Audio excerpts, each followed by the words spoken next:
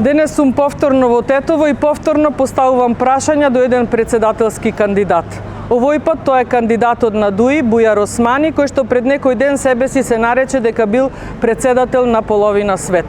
Па убаво би било господинот Османи да ми наведе пример на барем една земја во светот, каде внуци на лидер на политичка партија на власт станати се мултимилионери на 22 годишна возраст и купуваат трговски центри, или пак брат на вториот човек на партијата на власт купува локал во метрополата во самиот центар за цена по багателни услови. Ете, тоа е партијата ДУИ, но затоа пак граѓаните на Тетово и на цела Република Македонија ќе го дадат одговорот на ваквите аздисани политичари и на 24 април ќе го заокружат бројот 2, затоа што Гордана Силјановска-Давкова гордо ќе се исправи против криминалот, корупцијата, тендерите и против се што ДУИ го правеше и што смета дека ќе продолжи да го прави како и до сега. Поздрав од еден од пробните полигони на електричните автомобили, едно од лажните ветувања на ДУИ кои што требаше нели овде низ Тетово веќе да се возат.